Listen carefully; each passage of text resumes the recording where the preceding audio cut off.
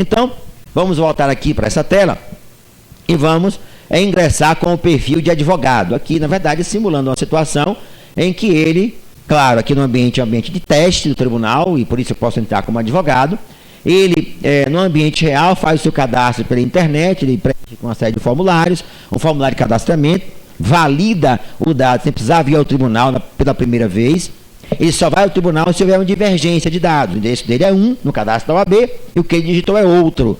Diante da divergência, tem que ir ao tribunal para verificar qual dos endereços é o que de fato ele pretende. Então ele digita a sua senha pessoal lá, com o certificado na máquina conectado.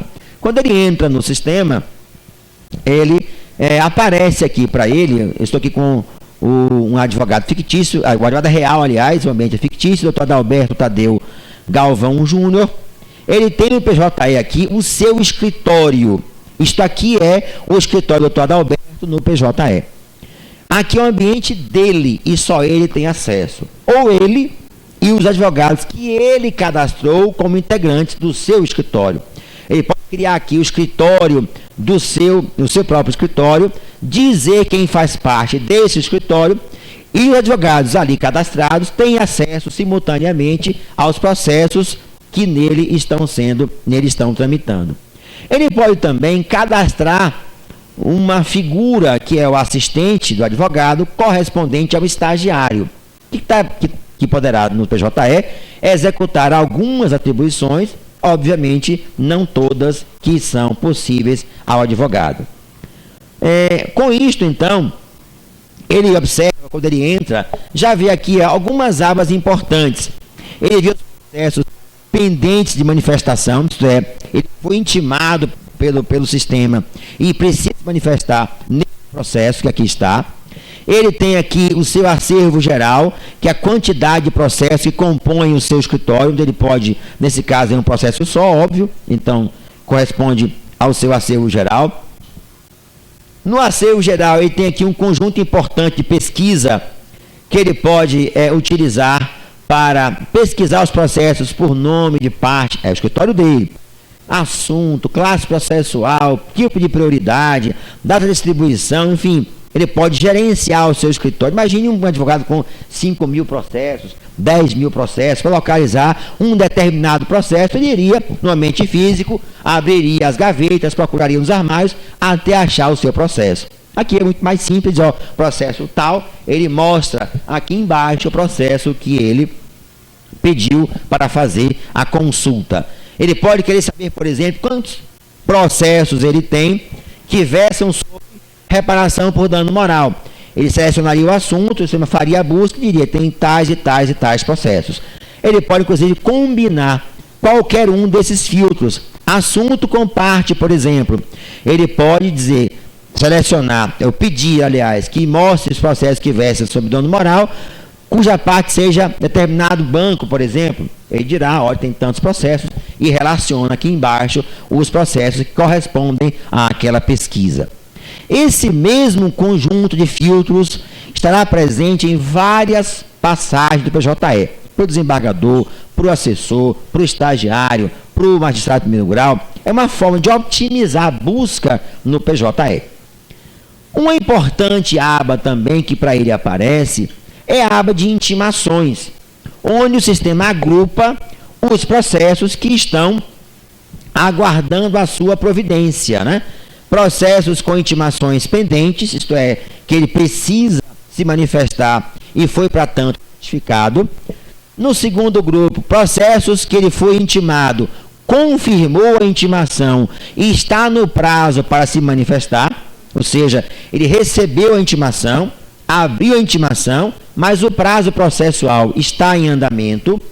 No terceiro grupo, são os processos que ele recebeu a intimação, esperou o prazo de 10 dias, que a lei reserva para ele nesse sentido, não confirmou a intimação, não abriu a notificação, o sistema abre automaticamente no 10º dia e dá o advogado por intimado.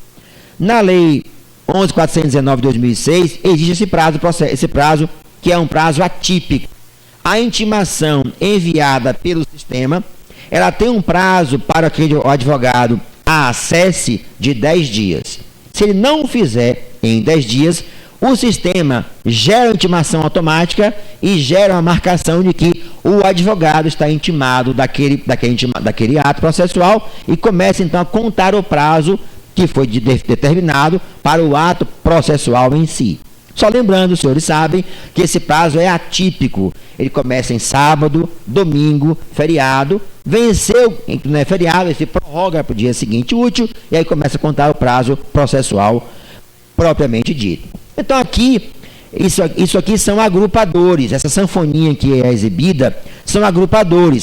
Elas reúnem os processos que se encontram em situações específicas, em determinada informação, que aqui estão catalogadas. Os advogados gostam muito dessas funções do sistema, principalmente os escritórios pequenos.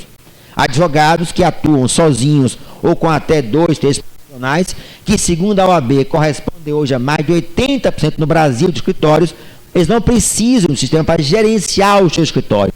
O próprio PJE mostra para ele as ações que ele precisa praticar nos seus processos. Uma importante aba também para o advogado é a aba de audiências e sessões, onde, estando ele no primeiro grau, ele pode pedir que o sistema mostre para ele todos os processos que estão com audiência marcada, independentemente da vara.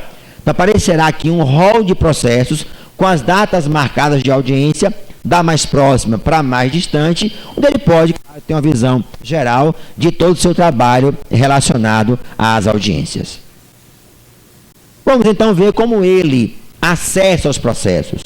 Uma importante observação, que pode até gerar implicações jurídicas e processuais, é a consulta de processos de terceiros, ou consulta a processos de terceiros. No PJE, decisão do CNJ, resolução 121 de 2010, advogado consulta qualquer processo de qualquer pessoa, salvo os que correm em segredo de justiça. Então, ele pode consultar qualquer processo, independentemente de autorização do juiz. Ele, cadastrado no sistema, ele entra aqui, consulta de processos terceiros, digita o número e tem acesso ao processo. Mas aí é uma pequena e importante observação a ser feita. Quando o advogado consulta processo que não é dele, até agora ele tem que motivar. Dá motivo, qualquer motivo. E diz, ok, consulta, o sistema abre para ele o processo. Quando ele exibe o processo para o advogado, registra no processo correspondente a consulta feita por aquele advogado. Então, o advogado da causa ou qualquer um que acesse o processo pode ver claramente que aquele advogado acessou naquele dia e naquela hora um processo que não é dele atuando no feito. Posteriormente a esta observação, o CNJ também decidiu que não precisava haver mais nem a motivação. No sistema atualmente ainda tem a motivação, mas não virá mais com essa motivação. Vai ter apenas um alerta, algo como: senhor advogado, o senhor está consultando o processo de terceiro, saiba que tem implicações civis, criminais, etc. Quer continuar? Diz ok, aí registra então que ele está consultando um processo de terceiro, e se o advogado da causa quiser saber o que ele fez, exemplo, que páginas ele navegou, se ele fez download de documentos, se ele fez cópia de documentos, basta pedir ao tribunal. Há uma aba aqui no menu do tribunal que sabe-se perfeitamente o que ele fez. E ainda mais o IP da máquina, isto é, o endereço físico da máquina que ele utilizou para identificar claramente onde foi feito o acesso pelo advogado. Então, só para deixar claro aos colegas, advogado pode consultar qualquer processo do PJE diretamente nos autos, sem passar por nenhum crivo do judiciário. Repito, decisão do CNJ, que vale para a Justiça do Trabalho, Federal, Estadual, Eleitoral, Militar, qualquer uma, que a resolução se aplica a todo e qualquer processo em andamento, inclusive hoje no ambiente físico. Bom, voltemos então, vamos verificar como o advogado distribui, portanto, um processo no PJE. Ele vem aqui, processo novo, Quando ele clica nesta aba, o sistema exibe para ele. Primeiro ele vai escolher para onde ele vai distribuir o processo. Claro, dependendo da competência respectiva. Se fosse primeiro grau, aparecer aqui Arujá e as cidades onde o processo poderá ser distribuído. Ele pode estar aqui, por exemplo, distribuindo para a Bahia, para Mato Grosso do Sul, etc.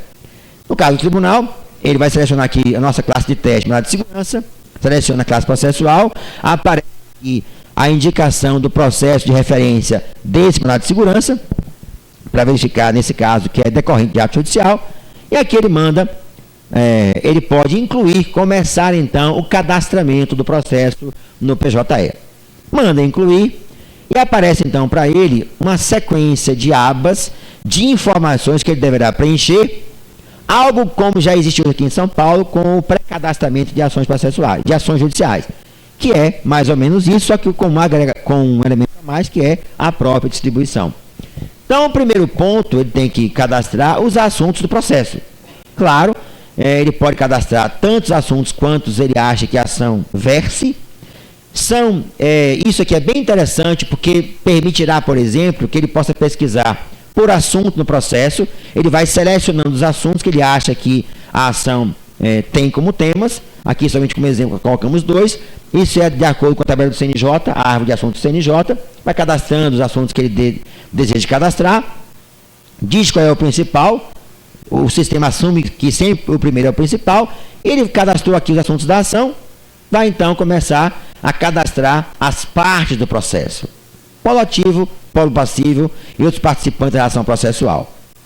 Como no polo ativo, aparece aqui o nome do advogado que está cadastrando no sistema, ele tem, então, que digitar o CPF, o CNPJ da parte. No PJ autora, no PJE, é obrigatório o CNPJ ou o CPF da parte autora. Porque, na verdade, o sistema vai aqui fazer uma consulta na base de dados da Receita Federal do Brasil e traz o nome do autor da ação de acordo com o cadastro lá da Receita. Observem aqui que ele não pode alterar o nome, não tem como editar o nome, que obviamente é para validar ou para ter validação, como está no cadastro da Receita. Confirmando aqui o nome da parte autora, o sistema exibe alguns dados que ele trouxe da base de dados da Receita, ainda ocultos, que o cadastro não foi validado ainda, a ação não foi distribuída. Aparecem algumas abas para informações complementares, e o que interessa para nós é a área de endereços, onde ele fará, a partir aqui também do CEP, a consulta à base de dados do correio e traz os dados correspondentes ao endereço que foi solicitado. Trouxe com um detalhe interessante. Tem alguma cidade do interior onde há um CEP único para a cidade inteira. Se isso acontecer, ele pode editar o nome da rua, o bairro, mas não poderá mudar nem o nome da cidade, nem o estado, nem o CEP. Preenchido o endereço, manda-se incluir o endereço. O sistema, então, traz aqui a relação de endereços que a pessoa possui, pode ter mais de um no sistema. Imagina uma empresa que tem várias filiais na mesma cidade.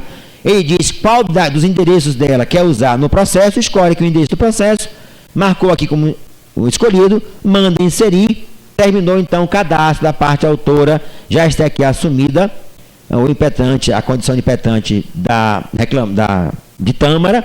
Observe que aqui vai ser assimilado de acordo com o tipo de ação, pode ser autor, impetante, suscitante, requerente, conforme a ação tenha sido ajuizada. Polo passivo, ele vai da mesma forma, clicar no polo passivo, como aqui é um mandado de segurança, então vai escolher a autoridade. Aqui já estarão cadastrados juízes todos da cidade do estado de São Paulo, segunda região aqui. Ele escolherá o juiz que praticou o ato que ele está indicando como coator, confirmar, ok, já vai lançar no sistema a condição de autoridade. Confirmou? Vai, Carlinhos, de novo. Autoridade coatora. Escolhe embaixo. Escolheu embaixo, escolheu, mandou confirmar. Aí ele vai então trazer aqui, eu já veio o nome da autoridade coatora indicada. Vem aqui outros participantes para cadastrar o litisconsorte. Ele vem aqui, escolhe o litisconsorte. O procedimento é o mesmo, também a partir do CNPF ou CNPJ. Digita o CNPJ ou CPF da parte. E aqui é uma novidade que ocorreu após a implantação. Às vezes o mundo real faz com que o sistema revele situações que não tinham sido previstas. Ocorreu, isso foi na Bahia, um mandado de segurança que foi impetrado por alguém, porque o juiz não permitiu o acesso aos autos do processo na vara. Ora, se não permitiu o acesso aos autos, e esse é objeto do MS, ele não pôde obter o CNPJ da parte, litisconsorte. Então, já virá agora na versão de agosto, não terá mais aqui a obrigatoriedade do CNPJ da parte litisconsorte. Ele pode dizer aqui embaixo, como é na vara, não conhece o endereço, ele vai clicar aqui, não tem o CPF, vai perguntar aqui, tem algum outro documento? Se disser sim, indique, título, enfim, identidade. Se tiver, dá OK, vai digitar o nome da parte e então terá a sequência dos dados. Nesse caso aqui, nós temos o CPF, vai confirmar, e a sequência é igual. Faz a vinculação aqui ao juiz, isso nós tiramos, colocamos aqui junto com a parte respectiva, as abas são as mesmas, a aba de endereço nos interessa, clica na aba de endereço, é exatamente igual ao procedimento, digita o número do CEP correspondente ao endereço do litisconsorte, o sistema faz a busca, traz o CEP, faz aqui a indicação do restante do endereço, manda incluir, traz da mesma forma a relação de endereços e manda então inserir esta pessoa no polo passivo da ação processual, já está aqui cadastrado no sistema na condição de litisconsorte. Termina então o cadastramento dos polos ativo e passivo da ação. A sequência, a aba na qual ele faz a petição propriamente dita no PJE. No PJE, a edição do texto é feita nele próprio, não se usa um editor externo. Claro que a pessoa pode fazer a petição fora, copiar e usar aqui aquela velha e conhecida fórmula do copiar e colar. Ele vem aqui e cola, se é de um editor comum, se é do Word, ele escolhe aqui esse Wzinho, que é colar, copiar do Word, que ele assume a formatação do Word, isto é, negrito, itálico, sublinhado, já traz a petição como ele fez. Até o final do ano, deve ir lá para o mês de setembro, mês de outubro, o advogado vai poder cadastrar no sistema a sua identidade visual, o seu timbre, a sua logomarca, o cabeçalho do seu escritório, porque é uma ideia de que ele personalize sua atuação no PJE. Então, quando ele entrar no sistema, na aba de petições aqui, para peticionar, vai aparecer aqui, ó, não é questão de texto do tribunal, mas sim o cabeçalho que ele cadastrou no sistema, a fonte que ele utilizou, enfim, o padrão visual que ele adota no seu escritório para deixar bem personalizado a sua atuação. Já assume o sistema que é uma petição inicial, eu não posso alterar isso, que é a petição inicial do processo, obviamente. Ele cadastra aqui, descreve o documento, como ele achar mais adequado, e aparece aqui no sistema uma importante funcionalidade, solicitar sigilo. Isso não corresponde ao pedido de segredo de justiça. É apenas um pedido para que a petição fique de conhecimento restrito, não, portanto, na internet, até que o juiz a aprecie. E só ele, juiz, pode tirar essa marcação. O que é isto? Imagine, por exemplo, uma cautelar de busca e apreensão, uma cautelar inominada, um bloqueio de conta corrente, se fosse a petição incidental. Se a parte contrária soubesse do requerimento, certamente ficaria frustrada o seu propósito, frustrado o seu propósito. Então ele pode marcar como sigilo, o processo vai para uma área do sistema e diz assim, para o juiz, que naquela aba estão processos com sigilo não apreciados. Ele vai apreciar a petição e dizer, é realmente sigilosa? Imagine, por exemplo, um reclamante ou alguém que está entrando com uma ação trabalhista, onde há alegação de discriminação por doença grave, ou por doença, e ele é portador do vírus da AIDS, e ele não quer deixar o documento disponível na internet para a vida pública dele, a vida sendo exposta publicamente. Ele marca com sigilo, e o sistema grava a petição com uma marca específica dela própria. E aí, então, ele preenche a petição, já que há uma exibição de alguns dados, alguns campos para preencher, isso é totalmente sugestivo, claro, ele pode apagar, fazer o que ele quiser dentro livremente, isso é, claro, inteiramente livre para o advogado. E aqui embaixo aparece uma abazinha aqui, um agrupador chamado incluir anexos. O que quer dizer isto? É o advogado que vai juntar os documentos à petição inicial. Então imaginemos no ambiente real, ele estará com a petição dele no computador e vai organizar os documentos. Procuração, contrato social, contrato de honorários, contrato social, convenções coletivas, o que ele quiser, ele vai organizar para juntar ao processo. E evidentemente que no PJE não será diferente do mundo real. Em que sentido? Nós temos advogados muito organizados, que mandam documentos certinho, tudo na ordem, separados por documentos de representação, documentos de jornada, mandam separadores, todos organizados, que dá até gosto de nós trabalharmos. Outros mandam, nem diria anexados, juntados, né? Junta e manda. Vai ser a mesma coisa aqui. Vai ter documento de cabeça para baixo, escaneado de forma torta, escaneado de forma ilegível, né? Claro que o juiz vai atuar como juiz, vai determinar que seja, por exemplo, emendada a petição inicial para juntar o documento de forma legível, que isso é um ato processual. Então vai ter documento juntado sem qualquer ordem, cartão de ponto aqui, fundo cheque acolá. Isso vai acontecer no mesmo cenário do ambiente físico. Teremos processos bem organizados, temos processos pessimamente ou sem organizados ou sem nenhuma organização.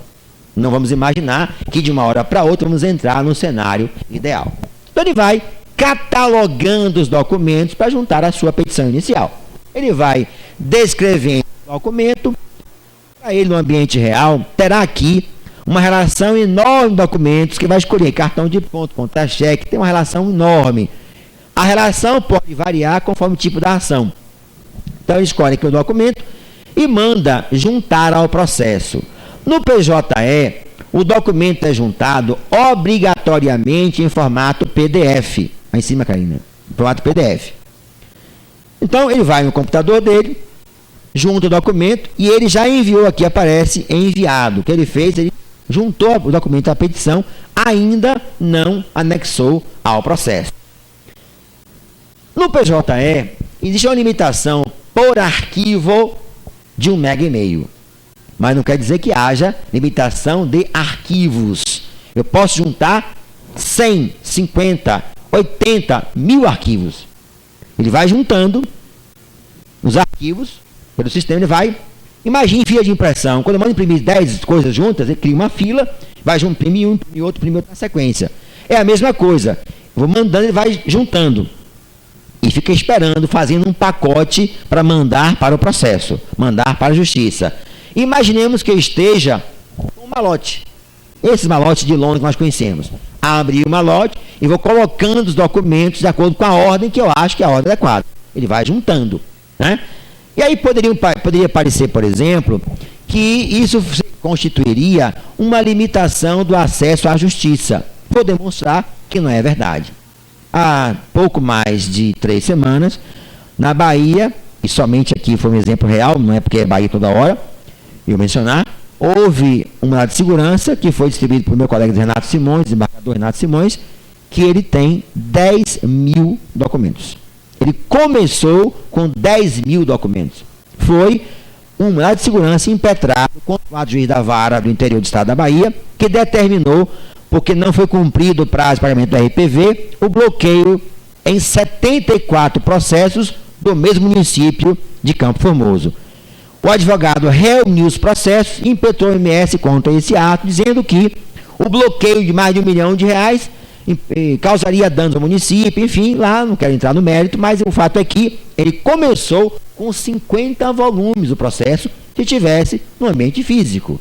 200 documentos no processo, um volume começou com 50 volumes. Ou seja, não há, portanto, deixando isso muito claro aos colegas, limitação do acesso à justiça. O que há apenas é uma restrição para que viabilize a remessa de documentos.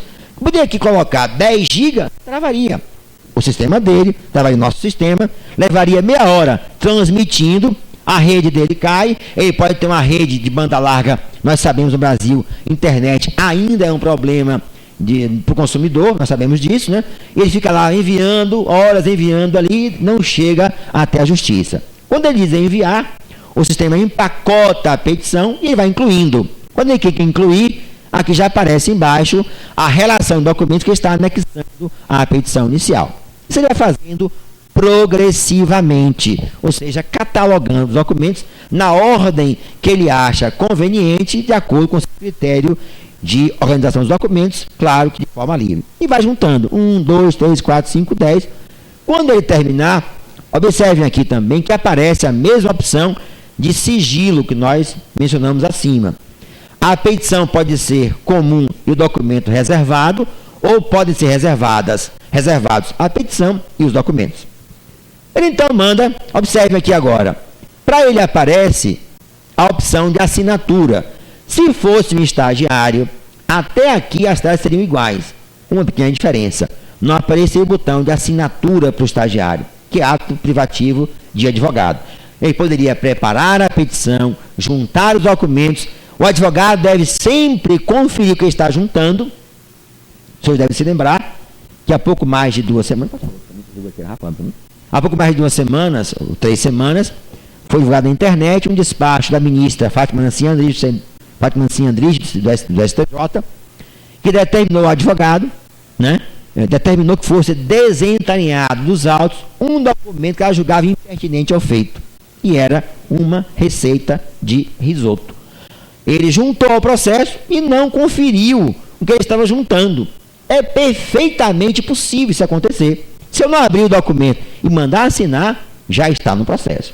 Vocês se lembram de um caso mais emblemático ainda,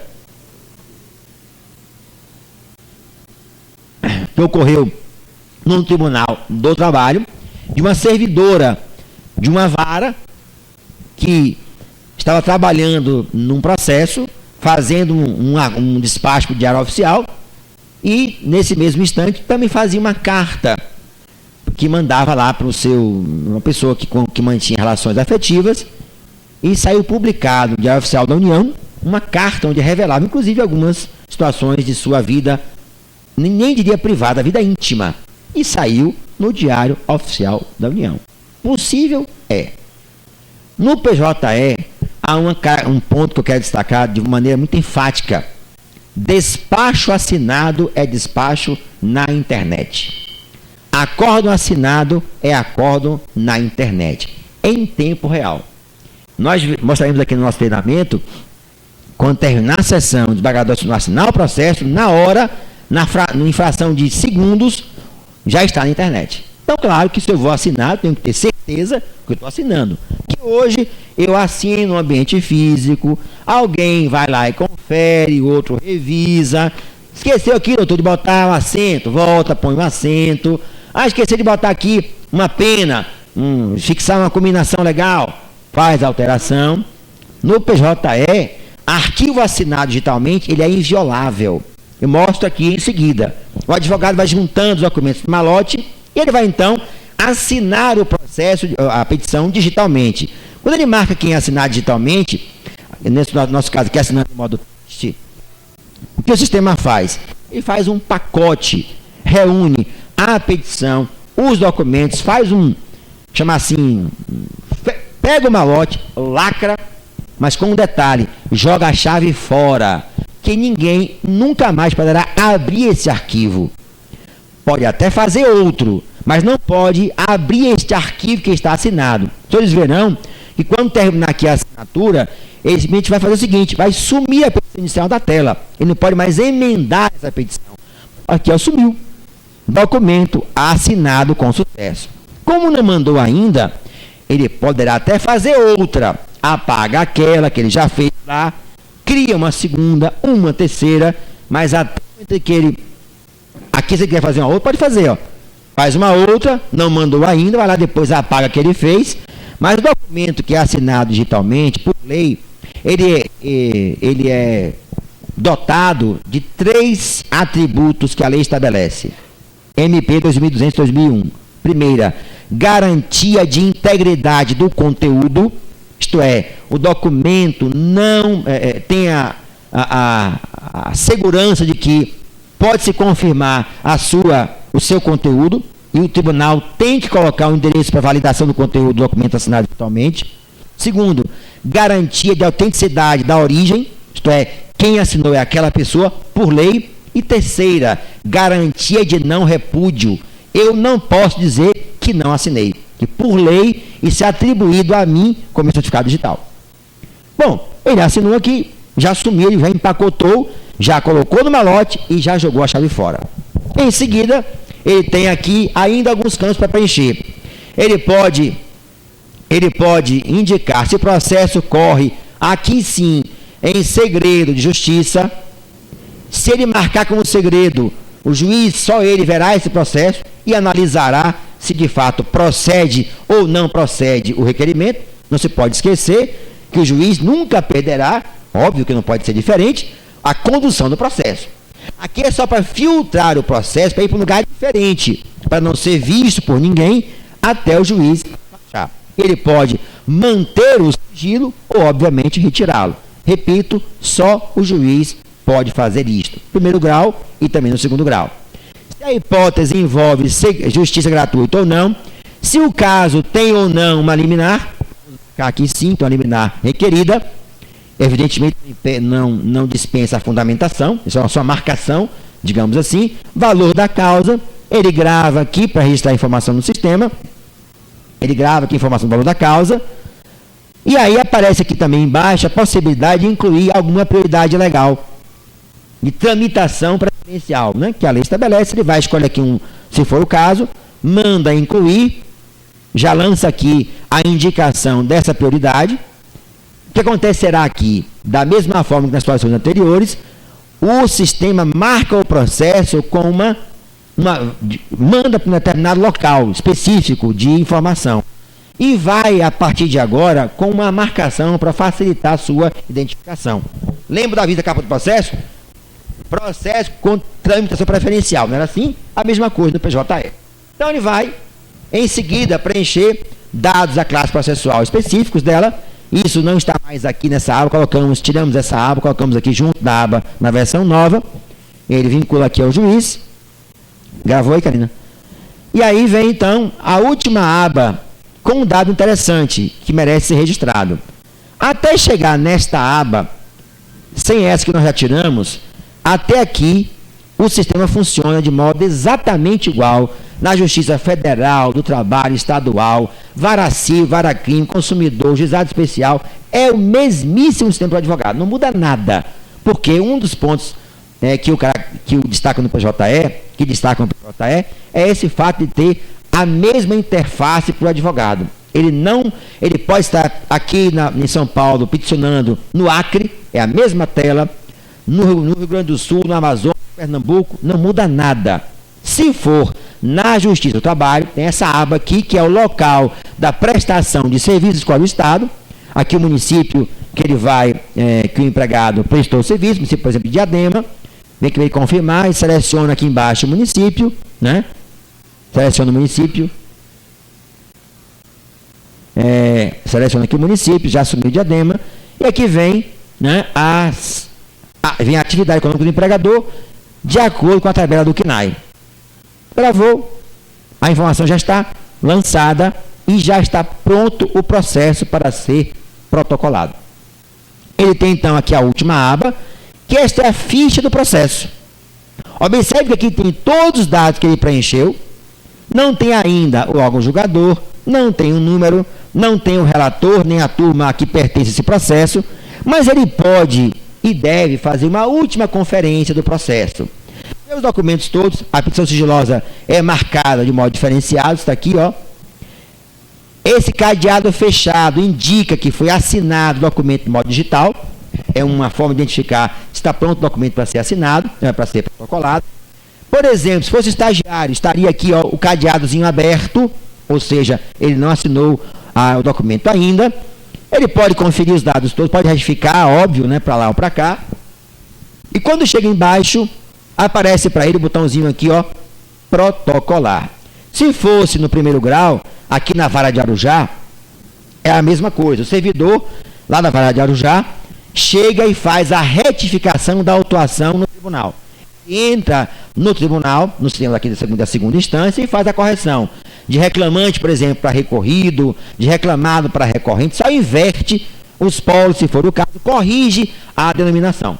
E clica em protocolar, que faz o sistema, faz uma cópia do processo para o segundo grau, de todos os seus documentos, e traz tudo para acabou de ser distribuída a juíza convocada Elisa Maria de Barros Pena, vinculada à 14ª turma. Acabou de receber um processo nosso. Isso acontecerá, ou já acontece hoje com o PJ em Arujá, e acontecerá aqui em agosto nos processos da classe mandado de segurança. Já aparece aqui o número do processo, observem, já aparece aqui a turma para a qual foi distribuído, qual é o gabinete a que está vinculado aquele processo, o relator respectivo. Se fosse o primeiro lugar, apareceria a audiência designada para o dia tal às tantas horas, de modo transparente e em tempo real. O advogado é quem faz esta ação, pratica este ato 24 horas por dia, 7 dias por semana, 12 meses por ano, de qualquer lugar do mundo onde ele esteja com acesso à internet. Apenas para não deixar, fazer com que nós nos esqueçamos, até chegar aqui, no gabinete da juíza convocada, Elisa, quantos atos teriam que ser praticados? Vamos relembrar aqui rapidamente. O estagiário fez a petição, o advogado imprimiu, o advogado assinou, botou debaixo do braço, pegou um ônibus, um táxi, um metrô, um trem, a pé, chegou até o tribunal, entregou no protocolo do segundo grau, foi registrada a petição, remetida ao setor de distribuição, um servidor recebeu a petição, conferiu documentos, quantidade de documentos, bateu o carimbo de chancela do recebimento, acionou a rotina de distribuição, fez capa, numerou folha, colocou o carimbo em branco, entregou ao setor de remessa, que recebeu o processo, conferiu os volumes, deu o recebimento, colocou no carrinho, ou nos carrinhos, nessa frota de carrinhos, subiu o elevador, chegou no gabinete do relator, entregou na triagem, na recepção, alguém recebeu lá o processo, conferiu os volumes, está faltando um, não recebo, volta,